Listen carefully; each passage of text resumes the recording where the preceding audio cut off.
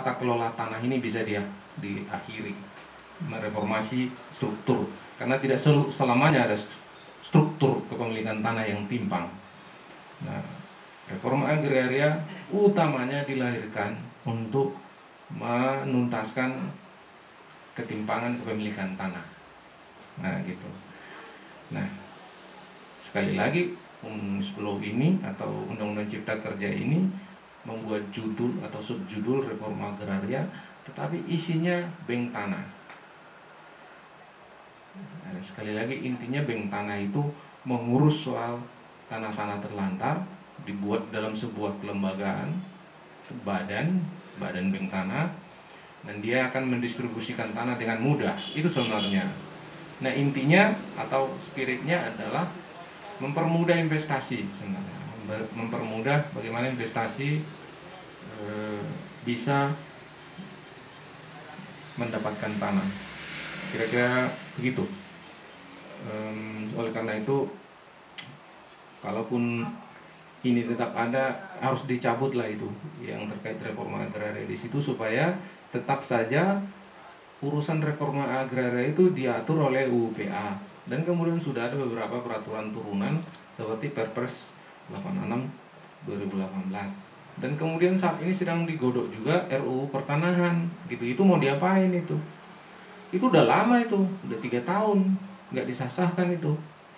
Ada lagi RUU Masyarakat Adat, udah bertahun-tahun juga itu. Jadi banyak yang sudah draft undang-undang yang udah sangat senior, tapi nggak dilihat gitu. Tiba-tiba ini undang-undang Cipta Kerja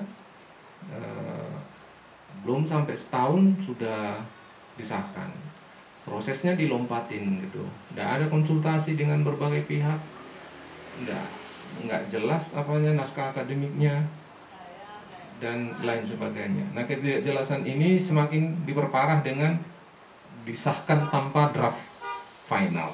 Bayangkan, kalau kalian ada anak-anak anak kampus, anak HMI atau GMKI bersidang, kalau sudah diputuskan, udahlah diputuskan di situ. Tidak bisa lagi direvisi. Kalau direvisi berarti tahun depan gitu. Pada sidang berikutnya kan begitu.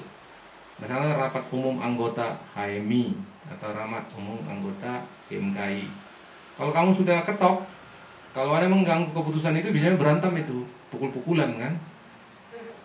Nggak bisa dirombak-rombak lagi. Keputusan itu ya diputuskan nanti lagi pada rapat umum tahunan gitu. Tidak boleh diganggu-ganggu lagi.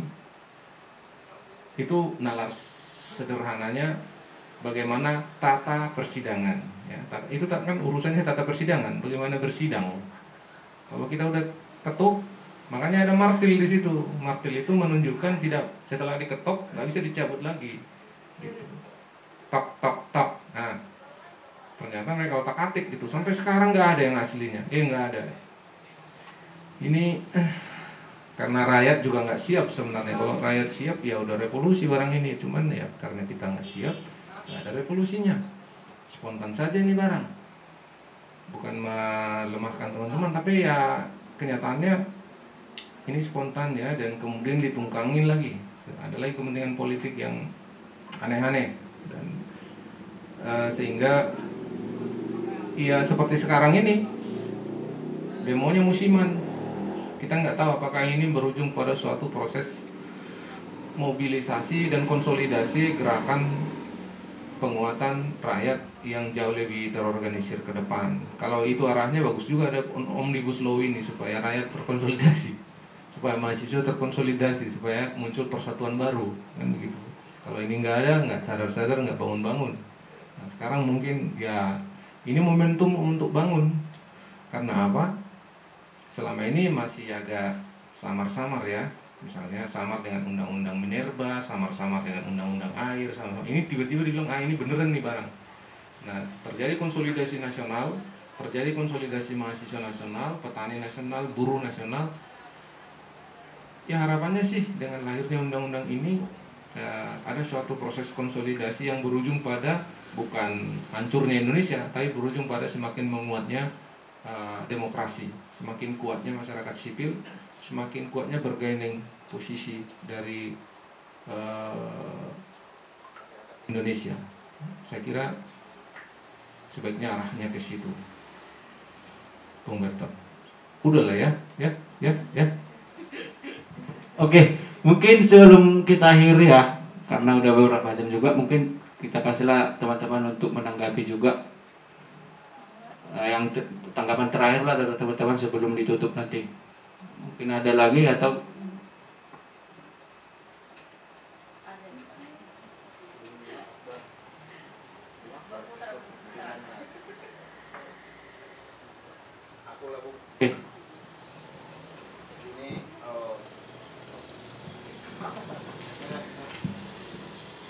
Oke, selamat malam kawan-kawan.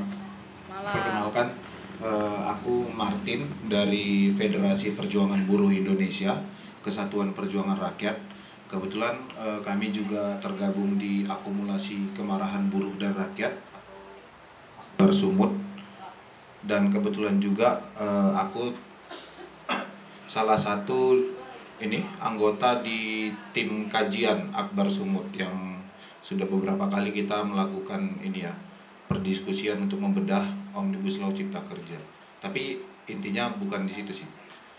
Maksudku mungkin dia sudah terkait dengan Omnibus Law Cipta Kerja ini, dia sudah menjadi rahasia umum lah bagi kaum pergerakan yang ada di Indonesia, baik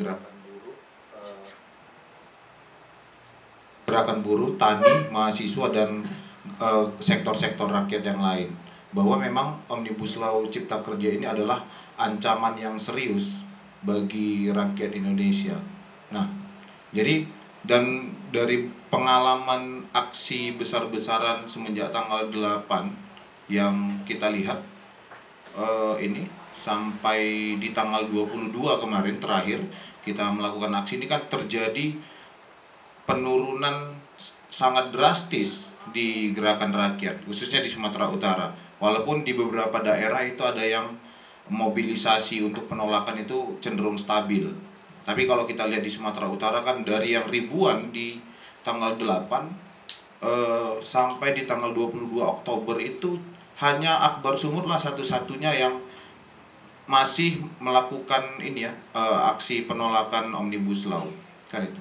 Nah, di sisi lain kita kan juga sama-sama tahu bagaimana watak brutal dari aparat keamanan yang tentunya kita tahu ini didesain oleh penguasa untuk melakukan intimidasi secara psikologis terhadap gerakan. Bagaimana aparat keamanan itu memberikan warning kepada kampus-kampus, kepada sekolah-sekolah untuk tidak memobilisasi mahasiswa dan pelajar. Bahkan di pabrik-pabrik juga Apindo itu kan menghimbau agar pengusaha-pengusaha itu tidak mengerahkan pekerjanya agar tidak turun aksi dalam penolakan Omnibus Law. Dan lagi-lagi alasannya itu adalah COVID-19, yang padahal di tanggal 8 kemarin kita itu aksi yang memobilisasi ribuan orang, dan sampai sekarang tidak muncul data terbaru terkait dengan lonjakan korban COVID-19, sehingga ini kan kita sebenarnya jadi bertanya-tanya terkait dengan COVID-19 ini. Nah, terlepas daripada itu, dan satu juga bagaimana pemerintah ini kan menggiring agar kelompok atau orang-orang yang tidak puas terhadap Omnibus Law Cipta Kerja ini melakukan judicial review, yang kita juga tahu akan sangat berat dan kecil kemungkinan undang-undang yang diusulkan oleh pemerintah ini, pemerintah akan menerbitkan perpu untuk membatalkannya. Ini kan sangat kecil kemungkinan. Dan juga soal judicial review juga, ini kan sebenarnya pernyataan yang menyesatkan dan jebakan kalau kita pikir, yang disampaikan oleh pemerintah, bahwa bagaimana mungkin kita itu melakukan judicial review terhadap undang-undang yang cacat hukum, cacat proses, ya kan, dan secara substansi juga sangat bertentangan dengan Undang-Undang Dasar 1945. Dari prosedur saja dia sudah tidak sesuai dengan Undang-Undang 12 tahun 2011, dan isinya juga itu sangat banyak pertentangannya dengan undang-undang yang undang-undang yang di bawahnya, undang-undang yang sebelumnya ya, termasuk Undang-Undang 13 tahun 2003, bahkan Undang-Undang Dasar 1945. Ini kan satu skenario pembodohan publik sebenarnya yang disampaikan oleh pemerintah. Nah, yang intinya sih yang mau saya tanyakan itu, menurut pembicara kira-kira apa sebenarnya yang harus dipilih oleh rakyat Indonesia untuk dapat menggagalkan atau mempengaruhi kebijakan-kebijakan pemerintah yang notabene itu sangat liberal dan kapitalistik.